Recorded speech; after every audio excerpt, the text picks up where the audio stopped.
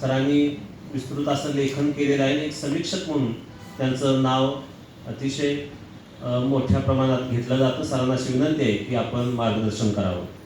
नालंदा अकादमी कोल्हापूर आणि लोकायुक्त प्रकाशन सातारा यांच्या संयुक्त विद्यमाने डॉक्टर प्रशांत गायकवाड लिखित सत्य असत्याशी मन केले वाही या डॉक्टर आह साळुंखे सर यांच्या विचार कार्यावरील ग्रंथचर्चेचे अध्यक्ष, महाराष्ट्रातील साक्षेपी विचारवंत आणि लेखक आदरणीय राजेंद्र गवस सर, दुसरे ज्येष्ठ आदरणीय विचारवंत आणि लेखक श्री हरी नाके सर, डॉक्टर नंदकुमार मोरे, राकेश साळुंखे, प्रशांत गायकवाड, राकेश साळुंखे, अमर कांबळे.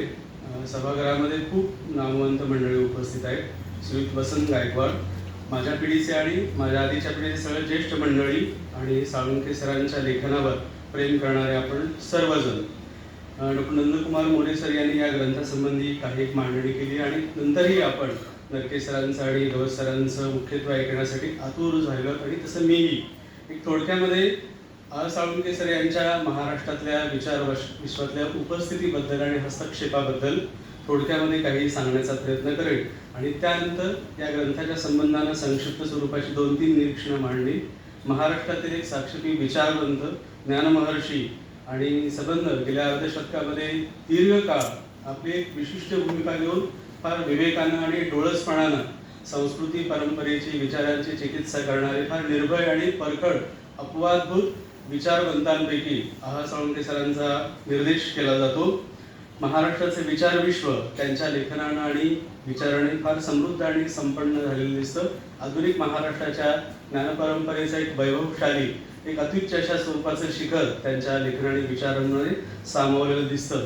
आणि एखाद्या व्यक्तीच्या लेखनाला किंवा विचाराला किती कार्यकक्ष असू शकतात याचा एक फार आदर्श अशा प्रकारचा वस्तुपाठ त्यांच्या लेखनामध्ये. इतिहास असेल, समाज संस्कृती, वाङ्मय, ललित कला असेल, प्राच्यविद्या असेल, धर्मचिंतन असेल, भाषा अभ्यास असेल, इतक्या अनेक विविध ज्ञानशाखांनी अतिशय समृद्ध अशा प्रकारचं वैचारिक स्वरूपाचं लेखन आह साळुंखे सरांनी केलेलं दिसतं. बहुजनवादी इतिहासाचे अत्यंत श्रेष्ठ अशा प्रकारचे अभ्यासक म्हणून देखील त्यांचा निर्देश केला जातो. एक विचारवंत आणि प्रबोधनकर्ता म्हणून गेल्या 30-40 वर्षामध्ये महाराष्ट्रामध्ये एक विचार जागृतीचं आणि प्रबोधनाचं काम सातत्यानं आणि दीर्घकाळ ते करत आलेलं आहे.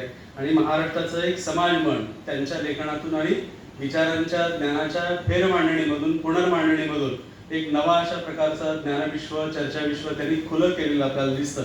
एका सामान्य शेतकरी कुटुंबातला मुलगा, एका सातारा शहरातल्या एका छोट्याशा महाविद्यालयातला एक प्राध्यापक दीर्घकाळ महाराष्ट्रामध्ये काय करू शकतो आणि आपल्या आजूबाजूला ज्ञानक्षेत्रात गेल्या 20-30 वर्षात इतकी सपाट खुरटलेली अशा प्रकारचे प्रदेश असताना एका बाजूला एकाकीपणानं, इतक्या निर्भयपणानं आणि दीर्घकाळ ज्ञानाविषयीच्या अविरत निष्ठेनं एक स्वतःची भूमिका घेऊन, परंपरेची चिकित्सा करून, संस्कृतीची चिकित्सा करून फार थेटपणानं आणि परखडपणाने विचार मांडणाऱ्या अपवादभूत विचारवंतांपैकी ते एक होते. महाराष्ट्राच्या ज्ञानव्यवहाराकडे पाहण्याची एक नवी दृष्टी आह साळुंखे सरांनी दिली. प्राच्यविद्या क्षेत्रामध्ये कॉम्रेड शरद पाटील म्हणाले की पावाकाणे यांच्यानंतर एकमेव काम महाराष्ट्रामध्ये कोणी केलं असेल तर ते आह साळुंखे. आणि बहुजन समाजातल्या पिढ्यांना याची म्हणजे माहिती देखील नाही की आपण फक्त एक भाषिक स्वरूपाचं काम करत राहतो. ज्ञान किती खूप सखोल अशा प्रकारचं असू शकतो आणि त्यासाठी किती साधना, तपस्या करावी लागते, त्यासाठी किती रक्त आटवावं लागतं याचा एक खूप वस्तुपाठ म्हणून म्हणजे संस्कृत, पाली, प्राकृत अनेक भाषा यांचा एक फार व्यासंग आणि साक्षेप आह साळुंखे सरांच्या लेखनामध्ये. बौद्ध, जैन, दार्शनिक परंपरा असेल, इतिहास परंपरा असेल, याचा फार निर्भयपणानं वेध घेण्यात ते आणि म्हणून प्राच्यविद्येच्या क्षेत्रामध्ये फार महत्त्वपूर्ण अशा प्रकारचं आणि फार मौलिक स्वरूपाचं लेखन आह साळुंखे यांनी केलेलं दिसतं. धर्म आणि समाजासंबंधी आणि विशेषत्वानं संस्कृती संघर्षाचं एक द्वंद्व त्यांच्या लेखनामध्ये सतत दिसतं. आणि या द्विबिंदूतून भारतीय समाजाचं एक आकलन, अन्वयार्थन त्यांनी मांडण्याचा सतत प्रयत्न केलेला दिसतो. वैदिक आणि अवैदिक, ब्राह्मणी आणि अब्राह्मणी या परंपरेतले संघर्ष, टकराव, श आणि काटछा याचा एक संबंध, एक चौकट त्यांच्या संबंध लेखनामध्ये. आणि या परंपरेनं, या दृष्टीनं, या नजरेनं, या डोळ्यांनी समाजाची चिकित्सा करण्याचं धाडस किंवा याआधी कोणी फारसं केलेलं नव्हतं. आणि म्हणून शोषण आणि दुसऱ्या बाजूला समतेची आकांक्षा असणारं एक वेगळं विचार विश्व आणि समाज संस्कृती संघर्षाचे एक वेगळी भूमी त्यांच्या लेखनामध्ये विचार परंपरेवर दिसते आणि अब्राह्मणी परंपरेतल्या महानायकांचा समतानायकांचा शोध त्यांच्या लिखाणामध्ये किंवा विचार विश्वामध्ये ते चार्वाक असतील, तथागत गौतम बुद्ध असतील, महावीर असतील, बसवण्ण असतील, तुकाराम असतील किंवा भारतीय परंपरेतल्या या दार्शनिक परंपरेतल्या महानायकांचा शोध त्यांच्या लेखनामध्ये प्रत्यक्ष आणि अप्रत्यक्षपणानं सातत्याने आपल्याला दिसतो. आणि एका अर्थानं महाराष्ट्रातल्या बहुजनांच्या अब्राह्मणी परंपरेचा एक इतिहासाचा महाप्रकल्प त्यांच्या संबंध लेखनामध्ये दडलेला दिसतो. त्यांच्या भाषणांच्या छोट्या पुस्तिका असतील किंवा महाग्रंथ असतील, यामध्ये भारतातल्या अवैदिक परंपरेतल्या बहुजन समाजाच्या इतिहासाचा एक महाप्रकल्प आणि किती निष्ठेनं आणि दीर्घ अशा कालखंडामध्ये ते लिहित आलेले वेद काळापासून आजपर्यंतच्या ह्या सगळ्या सर्वजनाच्या वादांचा एक इतिहास त्यांच्या लेखनामध्ये आहे. त्यांच्या विचार विश्वाचं आणि ज्ञानविश्वाचं आणखी एक महत्त्वाचं वैशिष्ट्य म्हणजे त्यांची जर भाषा मी वाचली असेल, एक नवी भाषा वैचारिक लेखनाला त्यांनी सातत्यानं दिलेली दिसते की ज्या भाषेचा संबंध म्हणजे इतकी समृद्ध, इतकी समृद्ध स्वरूपाची भाषा, इतकी व्यासंगाची भाषा, अनेक भाषांचा समन्वय त्यांच्यामध्ये आहे.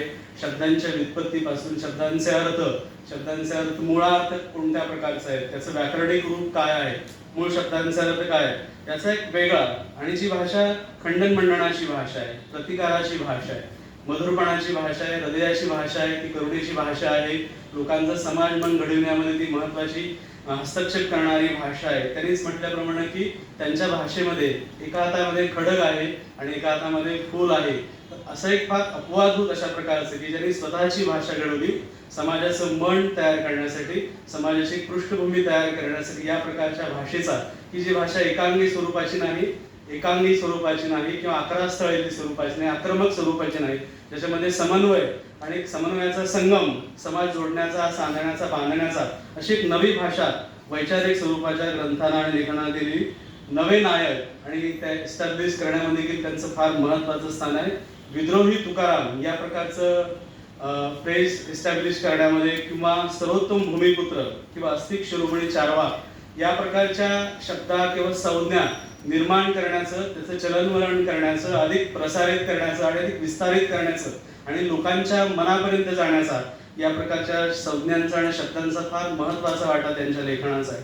दुसऱ्या बाजूला भारतीय समाजातल्या पुराण कथांचा किंवा मिथकांचा ज्या पद्धतीने त्यांनी शोध घेतला, एका बाजूला मिथकांचं उत्खनन आहे, त्याचं मूर्तिभंजन आहे आणि त्याची पुनर्बांधणी आणि पुनर्मांडणी त्यांच्या संबंध इतिहास लेखना दृष्टीमध्ये आहे. मिथ आणि रियालिटी याचा एक शोध घेण्याची एक अगम्य अशा प्रकारची लालसा त्यांच्या मायथॉलॉजीच्या शोधदृष्टीमध्ये दिसते. बळीवंशाचं रूपक आणि त्याचा ज्या पद्धतीनं, ज्या सातत्यानं ते सांगत आलेले आहेत, बोलत आलेले आहेत, तर या प्रकाराकडं दडविल्या गेलेल्या मिथकांचा एक नवा इतिहास हा साळुंखे मांडत आहेत, जो शोषणाचा इतिहास आहे, दमनशाहीचा इतिहास आहे, अन्यायी वागणुकीचा अशा प्रकारचा इतिहास आहे.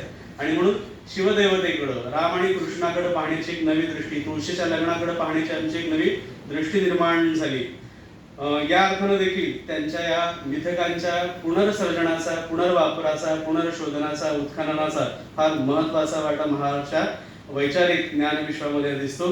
दुसरं, मला स्वतःला असं वाटत आलं की आपल्या सामाजिक जीवनामध्ये काही महापुरुषांच्या प्रतिमा आणि त्यांच्याबद्दल एक प्रकारची गौरवीकरणाची भावना मोठ्या प्रमाणात दिसते. छत्रपती शिवाजी महाराजांच्या संबंधानं बाबासाहेब पुरंदरे यांनी जे पुस्तक लिहिलं, या पुस्तकाकडे फार लोकांचं लक्ष गेलेलं दिसत नाही.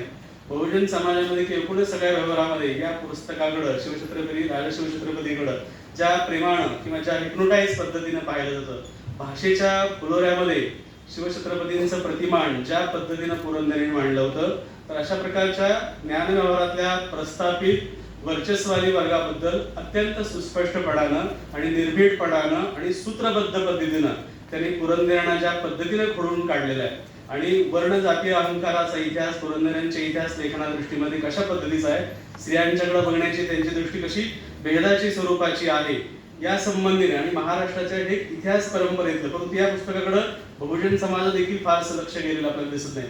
पुरंदरेंचा इतिहास खोडून काढणं आणि त्याचं एक नवं मॉडेल विकसित करणे, खरा किंवा छत्रपतींचा इतिहास कोणत्या प्रकारचा असू शकतो, त्याच्या खुणा आणि त्याच्या अदृश्य धारा या प्रतिवादाच्या किंवा खंडन मंडनाच्या निमित्तानं त्यांच्या शिवछत्रपती इतिहासद्रोही बखरीमधून त्यांनी जे काही घडवलं असलेलं आहे त्याचा फार चांगला वेग आणि हे धाडस आजपर्यंत कोणी देखील फारसं सुस्पष्टपणाने केलेलं नव्हतं. दुसऱ्या बाजूला त्यांच्या लेखनाचं एक वैशिष्ट्य मला जाणवतं की गेल्या 40 वर्षामध्ये मराठवाडा असेल, विदर्भ असेल, गोवा असेल, महाराष्ट्राचा सीमावर्ती प्रदेश, सगळ्या प्रदेशांमध्ये जी व्याख्यानं किंवा जी भाषणं दिली त्याचा एक मोठा वर्ग, विशेषतः तरुण वर्ग त्यांच्याकडे फार आकर्षित झालेला आहे. ते ज्या पद्धतीनं बोलतात, ज्या पद्धतीनं सांगतात, ज्या पद्धतीने डिबेट घडवतात त्याला आकर्षणार, आणि हा देखील फार म्हणजे एका विशिष्ट पॉकेटमध्ये नाही पण संबंध महाराष्ट्रामध्ये हा नवा विचार सांगणं, परिवर्तनाच्या लढाईसाठी, चळवळीसाठी आपण समन्वयानं आणि आपल्या भूमिकांनी किती निर्धारानं उभं राहायला पाहिजे हे सांगण्याचं एक समाज जागृतीचं प्रबोधन करण्याची भूमिका त्यांच्या संबंध लेखनामध्ये आणि कार्यामध्ये असतं. आणि एका अर्थानं एक पॅराडाईज शिफ्टिंग त्यांच्या विचार विश्वामध्ये की दुसऱ्या ध्रुवावर जाऊन समाज संस्कृती पाहणी करण्याचं एक धाडस त्यांच्या लेखनामध्ये असं आपल्याला दिसतं. एक माणूस केंद्रित, समतावादी, विज्ञाननिष्ठ अशा प्रकारची, आणि ज्ञान हे साकारलेलं नसतं, ते अधिक गतिमान असतं, प्रभावी असतं, या प्रकारची धारणा त्यांच्या संबंध विचार विश्वामध्ये असं आपल्याला दिसतं. तर या अर्थानं त्यांच्या या लेखनाकडं, विचार विश्वाकडं मी पाहतो. प्रशांतच्या या ग्रंथाकडं एक 2-3 गोष्टींचा निर्देश करतो की जवळपास 12 प्रकरणांमधून आणि 600 पानांहून अधिक पृष्ठांमध्ये हा ग्रंथ साळुंखे यांच्या ज्ञानविश्वाचा, विचार विश्वाचा परिचय करून देणारा हा ग्रंथ आहे. त्यांनी चरित्र ग्रंथ म्हटलेला आहे, पण मला त्याबद्दल संशय आहे की याला चरित्र ग्रंथ म्हणावं की काय, कारण वैचारिक लेखनाचा परिचय करून देणं असं या ग्रंथाचं वैशिष्ट्य आहे. आणि त्याचा अतिशय विस्तृत परामर्श, ते जे काय सांगतायत, जी सूत्रबद्ध सांगतायत, त्याचं सोदाहरणसहित विस्तारानं चर्चा प्रशांत गायकवाडने या ग्रंथामध्ये केलेली दिसते. त्यांच्या चरित्राबद्दलची पहिली 2 प्रकरणं आपल्याला त्यांच्या चरित्राबद्दल, जडणघडणीबद्दल फारसं काही माहिती नसते, तर त्याच्या काही चांगल्या खुणा चरित्रात्मक प्रकरणामध्ये, सहजीवनाबद्दल असेल, त्यांच्या आहाराबद्दल असेल, ते खाण्यापिण्याच्या बाबतीमध्ये त्यांच्या आवडीनिवडी कोणत्या प्रकारच्या आहेत, देशी परंपरेतल्या कोणत्या भाज्या त्यांना आवडतात, याचे काही फार चांगले उल्लेख त्यांनी काही मुलाखतींमधून घेतलेले आपल्याला दिसतात. प्रवासाबद्दल किंवा अन्य काही गोष्टींबद्दल, त्यांच्या शैक्षणिक जीवनाबद्दलच्या काही चांगल्या गोष्टी त्यांनी सांगितलेल्या दिसतात. अगदी मला माहिती नसणारी म्हणजे की लहानपणी ते संघाच्या शाखेवर जात होते, तर अशा प्रकारचे तपशील देखील आणि ते कसे बदलले याचं देखील एक चांगले त्यांच्या या ग्रंथामध्ये उदाहरणं आहेत असं आपल्याला दिसतं. त्यानंतर इतिहासाचं पुनर्लेखन, धर्मचिंतन, महापुरुषांविषयीची त्यांची भूमिका, बौद्ध ग्रंथ, बहुजनांच्या संघर्षाचा इतिहास आणि त्याची पराभवाची कारणं, आणि परिवर्तन चळवळीतील कार्यकर्ता आणि माणूस बनण्याची आकांक्षा, परिवर्तन चळवळीच्या सम्यक दिशा आणि त्याच्या पर्यायी शक्यता, हा एक भागामध्ये विस्तृत अशा प्रकारची चर्चा प्रशांत गायकवाडने केलेली दिसते. त्याचबरोबर त्यांचं संत साहित्यविषयक योगदान कोणत्या प्रकारचं आहे असं एक प्रदीर्घ प्रकरणामध्ये, विशेषत्वानं बुद्ध आणि विठ्ठल किंवा तुकारामांच्या निमित्ताने, मुख्यत्वे संत तुकाराम एक महाराष्ट्र संस्कृतीचा एक मध्यबिंदू आहे आणि त्यांना केंद्रवरती ठेवून, आणि विशेषतः विद्रोही तुकाराम म्हणून ज्या प्रकारची चर्चा साळुंखेंनी त्यांच्या ग्रंथामध्ये केली, एक कालोचित स्वरूपाचा संत साहित्याचं एक नवान्वेषण आणि नवी दृष्टी देणारा एक परिप्रेक्ष्य साळुंखे यांच्या संत मीमांसेमध्ये कशा प्रकारचा आहे त्याचा उलगडा या दीर्घ अशा प्रकरणामध्ये केलेला दिसतो. आणि शेवटच्या प्रकरणामध्ये मोरे सरांनी ज्याचा उल्लेख केला की आक्षेप वाद नव्हे, संघर्ष संस्कृतीचा, साळुंखे यांच्या ग्रंथानिमित्तानं, त्यांच्या विचार निमित्तानं गेल्या 40 वर्षात जे डिबेट महाराष्ट्रामध्ये झाले, ते श्रीनिवास दीक्षित असतील, सदानंद मोरे असतील, दिलीप चित्रे असतील, पन्नालाल सुराणा असतील, अन्य काही विचारवंत देखील असतील, या वादांमधून, प्रतिवादांमधून, भूमिकांमधून, टकरावांच्या मधून एका वेगळ्या ज्ञानविश्वाची चर्चा महाराष्ट्रामध्ये कशी घडली आणि त्याचं प्रारूप काय आहे, त्याचा एक दिशादर्शक अशा प्रकारचा पण त्यांच्या आक्षेप आणि वादांच्या निमित्तानं झालेला दिसतो.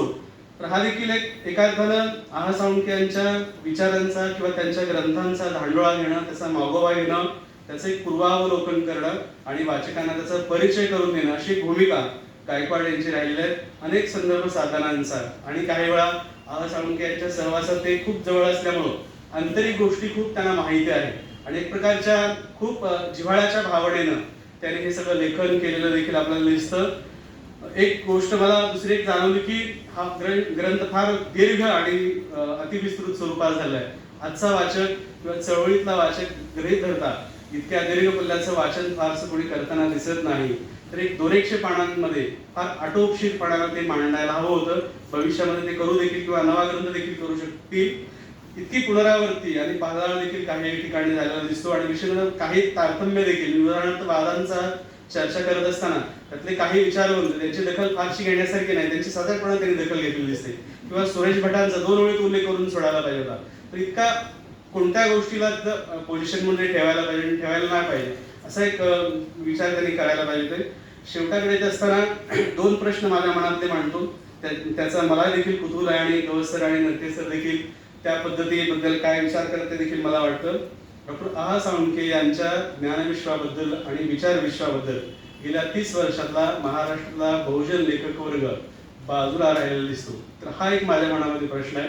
एका बाजूला आपण अनेक चळवळींची असोसिएट लोक लेखक झालेले दिसतात, म्हणजे शरद जोशींची जी चळवळ आहे त्याचा प्रत्यक्ष परिणाम प्रभाव ग्रामीण किंवा शेतकरी चळवळीच्या लेखकांच्या वरती पडलेला दिसतो. पण बहुजनांच्या परंपरेचा, संस्कृती चिकित्सेचा, उत्खननाचा एक मोठा महाप्रकल्प आहा साळुंखे यांच्या विचार विश्वामध्ये आहे. तर या विचार विश्वाच्या बाजूला ग्रामीण किंवा बहुजन लेखक आलेला नाही, याचं कारण काय असावं असा एक मला प्रश्न पडला. किंवा त्यांनी त्यांच्या एका लेखनामध्ये म्हटले की माणूस सुखासीन झाला, बहुजन समाजाचा माणूस सुखासीन झाला की त्याच्या कृतीचे किंवा कार्याच्या शक्यता सगळ्या आटतात किंवा संपतात. एका बाजूला आम्ही आमच्या स्केल बद्दल बोलतो, अधिकारांच्या बद्दल बोलतो, हक्कांबद्दल बोलतो, पण ज्ञाननिष्ठेबद्दल बोलत नाही. तर असा एक प्रश्न माझ्या मनामध्ये सहज बोला. आणि दुसरं की गेल्या 40 वर्षातलं महाराष्ट्राचं विचार विश्व ज्या पद्धतीनं चालत आहे आणि आहा साळुंखेंचं चालत, याच्यामध्ये कोणत्या प्रकारचे आंतरसंबंध आहे किंवा कोणत्या प्रकारचं अंतर आहे या छावण्यांमध्ये. विषय आहा साळुंखेंचे संबंध आयुष्य साताऱ्याला गेलं आणि वाईला एक ज्ञानविश्व किंवा चर्चा विश्व, ते सुधारणावादी होतं, गांधीवादी होतं, समाजवादी होतं. किंवा औरंगाबादला दलित डिबेट सुरू झाला, आंबेडकराईट मुवमेंट सुरू झाली. तर फुले आंबेडकरी चर्चा विश्व आणि आहा साळुंखेंचं चर्चा विश्व किंवा या समाजवादी मार्क्सवादी चर्चा विश्व यांच्यामध्ये कोणत्या प्रकारचे संबंध किंवा अंतर आहे याचा काही उलगडा आपण सर्वांनी अभ्यासाकडे देखील करायला पाहिजे. या अर्थानं देखील मी या त्यांच्या कार्याकडे पाहतो. शेवटाकडे येत असताना मला केशवदत्तांची कविता मधून आठवत होती त्यांच्या कामाबद्दल. त्यांची मूर्तिभंजन नावाची कविता आहे. आहा साळुंखेंचं विचार विश्व हे जोडण्यावरती, सांधण्यावरती आणि बांधण्यावरती आहे. मित्रांना शत्रू करू नका किंवा मित्रांवर नकाराच्या फुल्या मारू नका आणि साम्य स्थळांचा वटवृक्ष करा, या प्रकारची भूमिका त्यांची कायम राहिलेली दिसते. त्या कवितांमध्ये काही ओळी अशा आहेत की केशवदत्तांच्या मूर्तिभंजन कवितेतील की डोंगरीचे आम्ही द्वाड आडदाण, आम्हाला ते चाड संपत्तीची, संपत्ती ज्ञानसंपत्ती अर्थानं, कोडे घालून या वैसले कैलाशीन, उकलल्यावीन खाईल ती, तिच्या खळीमध्ये नाही आम्हा जाडे, म्हणून करणे खटाटो, मूर्ती फोडणिया देऊ जोडणिया, या प्रकारचं एक भाग आहा साळुंखेंच्या चर्चा विश्वामध्ये किंवा विचार विश्वामध्ये अग्रक्रमाने राहिलेला आहे. परंपरेची, संस्कृतीची, इतिहासाची चिकित्सा करत, त्याची पुनर्मांडणी करत, समाज सांधण्यासाठी, जोडण्यासाठी, समतेसाठी आणि परिवर्तनासाठी उभा करण्याचा एक मोठा ज्ञानप्रकल्प त्यांनी दिला. ते महाराष्ट्राचं त्यांचं विचार विश्व हे वैभव आहे, एक उत्तुंग अशा प्रकारचं शिखर आहे. त्याच्याविषयी आपण कुणाही मराठी माणसानं, महाराष्ट्रीय माणसानं सद्भाव बाळगणं असं मला महत्त्वाचं वाटतं. त्यांना शुभेच्छा देतो, संयोजकांबद्दल आभार मानतो आणि आपले आभार मानतो आणि थांबतो. खूप खूप धन्यवाद.